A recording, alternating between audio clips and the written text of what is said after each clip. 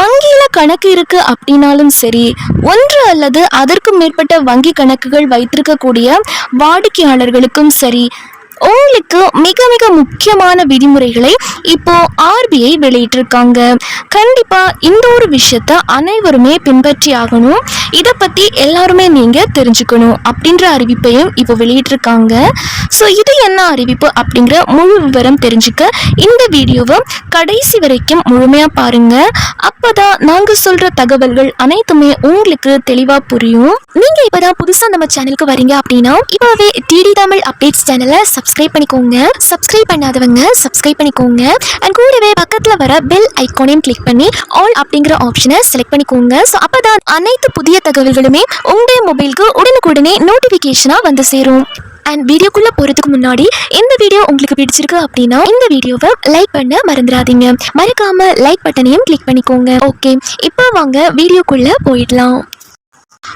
ஆர்பிஐன்னு சொல்லக்கூடிய reserve bank of India தான் அனைத்து வழிகாட்டுதல்களின் படி அனைத்து வங்கிகளும் வந்துட்டு நடக்கணும் அப்படிங்கிறது அனைவருக்குமே தெரியும்.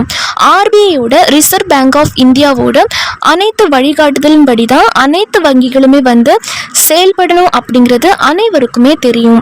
இந்த நிலையில ஆர்பிஐ வந்துட்டு மக்களை அதிர்ச்சி அடைய வைக்கும் வகையில மிக மிக முக்கியமான அறிவிப்புகளை வெளியிட்டிருக்காங்க. அதுல முதலாவதா என்ன சொல்லியிருக்காங்க அப்படின்னா, ஒன்று அல்லது இரண்டிற்கு மேற்பட்ட வங்கி கணக்குகள் இருக்கு அப்படின்னா, ஒரு நபருக்கு வந்துட்டு ஒன்றுக்கு மேல் வங்கி கணக்குகள் இருக்கு அப்படின்னா ரூபாய் 10,000 அபராதம் வந்துட்டு வசூலிக்கப்படும் அப்படிங்கிற மாதிரி ஒரு அறிவிப்பை வந்து வெளியிட்டிருக்காங்க.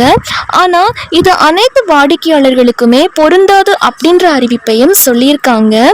யாருக்கெல்லாம் ரூபாய் 10,000 அபராதம் விதிக்கப்படும் அப்படின்னு சொல்லி பார்த்தோம் அப்படின்னா, நம்ம இந்தியாவில் ஒன்றுக்கு மேற்பட்ட எத்தனை வங்கி கணக்குனாலும் ஓப்பன் பண்ணிக்கலாம். அது வந்துட்டு பிரச்சனை கிடையாது.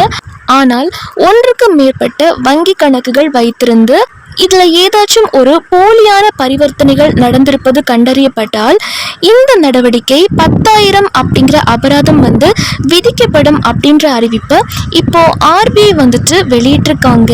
இந்த அறிவிப்பு பார்த்தீங்க அப்படின்னா வங்கி கணக்கு மோசடிகளை தவிர்ப்பதற்காக தான் இந்த அறிவிப்பை வந்து வெளியிட்டிருக்காங்க, கொண்டு வந்திருக்காங்க. ஸோ மக்கள் அனைவருமே பீதி அடைய வேண்டாம் அப்படின்னு சொல்லியிருக்காங்க. நீங்கள் பயப்பட தேவையில்லை அப்படின்னு சொல்லியிருக்காங்க. யாராச்சும் இந்த மாதிரி உங்களுக்கு தெரிஞ்சவங்க வந்துட்டு போலியான பரிவர்த்தனைகள் மேற்கொண்டுட்டு வந்துட்டு இருக்காங்க அப்படின்னா, ஸ்கேம் பண்றாங்க அப்படின்னா உடனே உங்க வங்கிக்கு வந்து தெரியப்படுத்துங்க. அடுத்த அறிவிப்பா என்ன சொல்லியிருக்காங்க அப்படின்னா, அனைத்து வங்கியிலையுமே நம்மளுக்கு savings bank account, current bank account அப்படிங்கிறது இருக்கும். எப்படி ஆனாலுமே நம்ம எல்லாருக்குமே பேங்க் அக்கௌண்ட் அப்படிங்கிறது இருக்கும். ஸோ அவங்களுக்கும் சரி, லாக்கர் யாரெல்லாம் வந்து வச்சிருக்கீங்களோ வங்கியில அவங்களுக்கும் ஒரு சூப்பரான அப்டேட் ஒன்று வெளியாகி இருக்கு.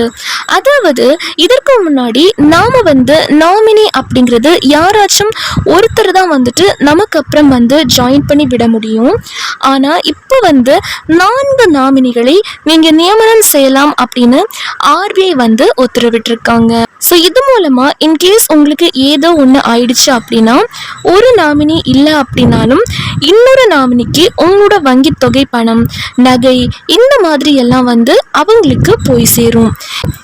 என் பேங்க் அக்கௌண்ட்ல இருக்கிறது போய் சேரணும் நான் இல்லாத போது அப்படிங்கிறதையும் இதையும் நீங்க முன்கூட்டியே வந்து சொல்லிடலாம் அப்படிங்கிறதையும் சொல்லியிருக்காங்க.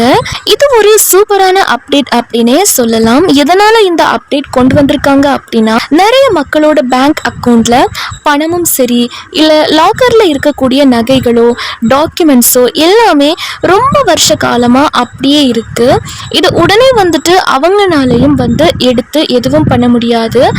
ஸோ அப்படிங்கிற ஒரு காரணத்தினால தான் இந்த அப்டேட்டை வெளியிட்டிருக்காங்க. ஸோ இந்த தகவலை தெரியாதவங்களுக்கும் ஷேர் பண்ணுங்க. ஸோ அவங்களும் தெரிஞ்சுக்கிட்டு இதன் மூலமா பயன்பெற முடியும். கண்டிப்பா இந்த தகவல் மக்கள் அனைவருக்குமே மிக மிக பயனுள்ள தகவலா இருந்திருக்கும் அப்படின்னு நம்புறேன்.